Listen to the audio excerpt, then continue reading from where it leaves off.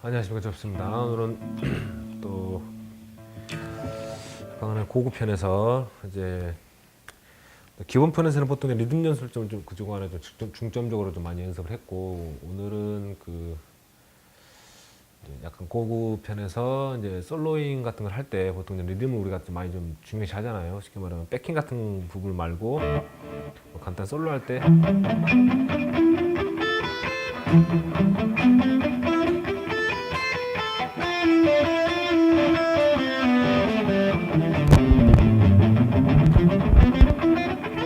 이런 식으로 박자를 정확히 맞추는 거냐 안 맞추는 거냐 뭐 이런 과정들을 굉장히 중요시하게 그 많이 좀 강조를 하죠. 물론 솔로는 이제 박자를 정확히 맞아야 되니까. 그런데 중간중간에 이제 그 리듬을 정확하게 맞추는 과정에서 완전히 그 박자를 무너뜨리는 그런 연주들도 가끔 필요하거든요. 그래서 굳이 꼭 보통 우리가 이제 칼박자라고 그러죠. 칼박자가 그렇게 중요한 거냐 아니냐라는 그런 그런 논쟁이 될 수 있는 그런 부분들에 대해서 좀 말씀을 좀 드릴게요. 물론 기본적으로 그 박자를 정확히 맞춰야 된다는 거는 자기 베이직으로 깔려 있어야 된다는 전제하에 있어야 된다는 게 굉장히 중요한 부분이겠죠. 박자도 못 맞추면서 뭐 박자는 그렇게 굳이 맞춰야 되냐 뭐 이런 말하는 것 자체는 솔직히 어폐가 좀 그건 좀 오만한 거죠. 음악에 대한 되게 오만함이고. 그래서 이제 똑같은 리듬을 연주할 때 이제 박자를 완전히 그 무너뜨리면서도 그루브감을 해치지 않는 한도 내에서 박자를 좀 무시하는 그런 플레이를 한번 그 예를 한번 들어볼게요. 일단은 박자를 맞춰서 한번 연습하는 거 배워볼게요.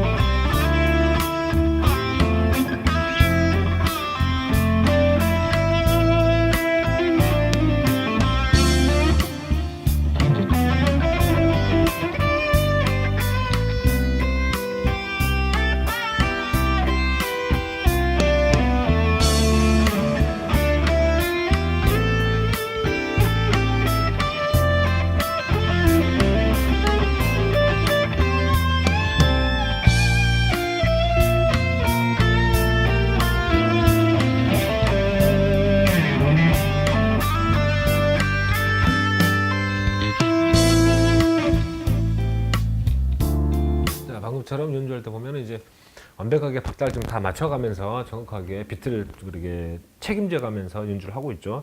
중간중간에 이제 솔로 하기 전에 뭐 이렇게 커트 주법이라든지 아니면 뭐 이렇게 피크 커트로 끊어친 거라든지 정확하게 박자 리듬을 정확하게 살리는 연주를 좀 많이 했죠. 그런데 중간에 이제 그런 걸 아예 무시하고 보통 이제 연주는 그 자기 연주에 음악이 들어와야 되는 게 아니라 그 음악에 내 연주가 들어가야 되는 경우가 있죠. 근데 가끔씩은 그 음악 안에 내가 들어가지 않고 내 연주에 음악이 들어오게끔 하는 연주들이 있어요. 그게 이제 보통 박자를 좀 무시하는 경우에 그런 경우가 있는데, 근데 그게 애초에 박자를 못 맞춰서 발생하는 그 문제 그런 것들은 좀 문제가 되는데. 네, 그걸 할 줄 알면서 어느 정도 박자를 무시하는 연주를 한번 해볼게요. 일단 처음에 이제 기본적으로 박자를 맞춰가면서 조금씩 변화를 줘볼게요. 리드미컬하게 일단.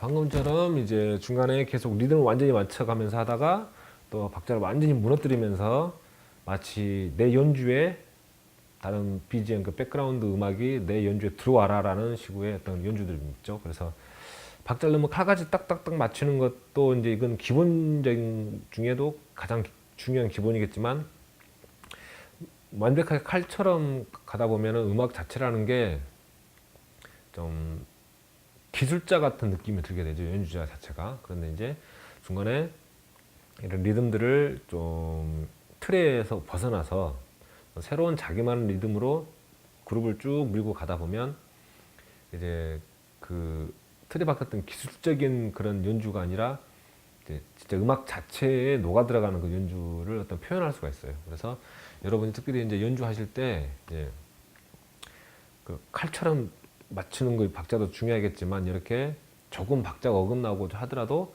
자기 느낌을 살려서 연주하는 것도 굉장히 중요한 포인트가 되기 때문에 그런 것들을 좀 놓치지 마시고, 그렇다고 해서 또 정반대로 너무 그렇게 그렇다면 음악이라는 게 또 뭐 그렇게 뭐 박자가 중요하지 않은 게 아닌가 뭐 이런 식으로 질문을 던질 수가 있겠지만은, 사실은 기본이 된 상태에서 제가 이렇게 박자를 맞추니까 이 사람의 연주는 박자를 틀린 게 아니라 일부러 그렇게 자기만의 박자를 끌어들여서 전체적인 그루브를 더 화려하게 만드는 거구나, 그런 인상을 주는 거고, 애초에 박자 감각이 없어서 틀린 거는 또 완전히 또 다르게 느껴지겠죠. 그러니까 여러 연습하실 때 기본 릭이라든지 이런 것들 다 연습하시고도, 특별히 예말 가지고 이제 즉흥 연주나 이렇게 그런 컴핑 같은 연습을 하실 때 리듬을 조금씩 이렇게 좀 바리에이션을 주면서 좀 연주하는 것도 굉장히 재밌는 그런 틀이 될 수가 있겠죠. 이거 갖다가 지금 솔로 같은 걸로 했는데, 이걸 만약에 백킹 같은 것으로도 한번 해볼게요. 클린톤 같은 걸로 솔로잉을 좀 해볼게요. 그 백킹을 A 마이너 박자 맞춰서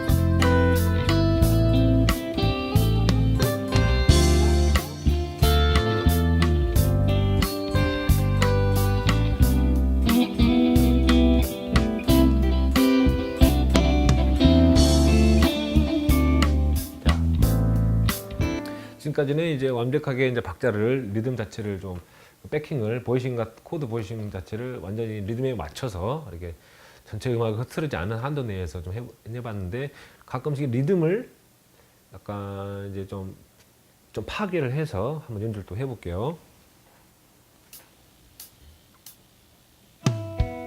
처음에 맞춰서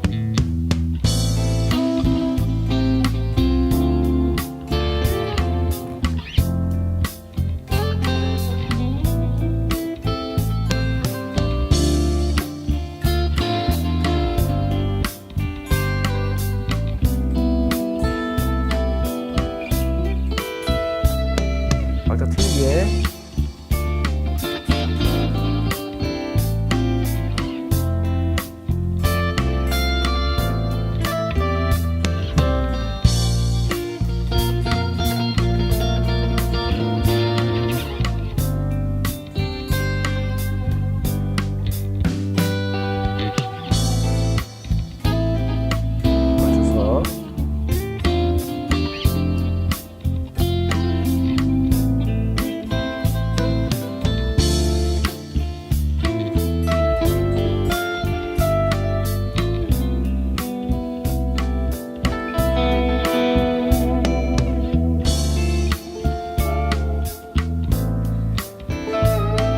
가지고 일부러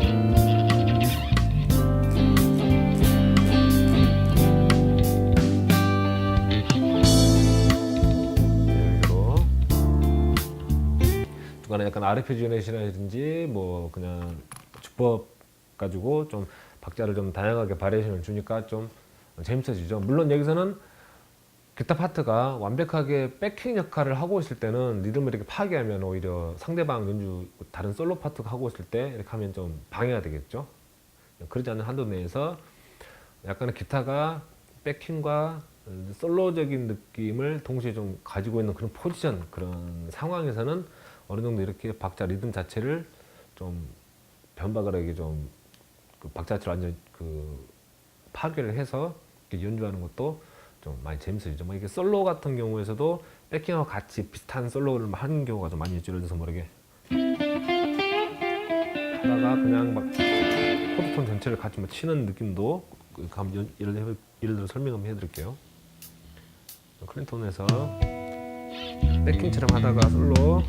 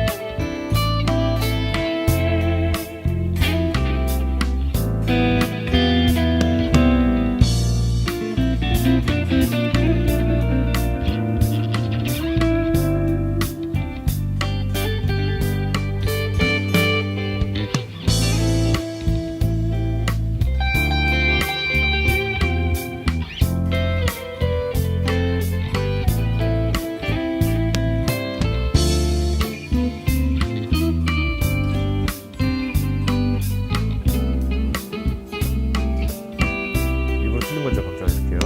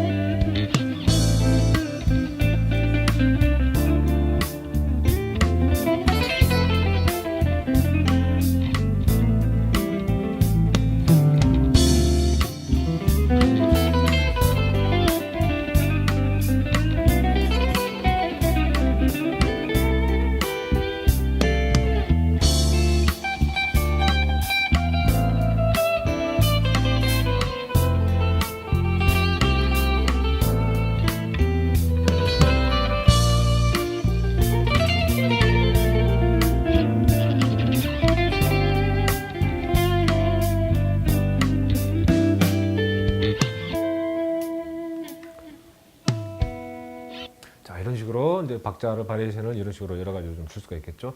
그러니까 이제 박자를 어떻게 해서 쪼개냐에 따라서 똑같은 플레이라도 맛도 달리 낼 수도 있겠고, 이렇게 좀 재밌게 좀 예쁘게 연주를 할 수 있겠죠. 여러분께서도 좀 뭐 이런 저희 어떤 시범들 통해서 좀 많은 영감들 좀 받으셨으면 좋겠고, 그런 영감을 통해서 여러분 스타일만의 또 재미있는 그리고 아름다운 기타 연주를 연습했으면 좋겠고, 또 많은 도움이 됐으면 좋겠습니다. 오늘은 또 여기까지 하고 다음에 또 기회가 되면 중국 편에서 또 만나 뵙도록 하겠습니다. 네, 감사드립니다.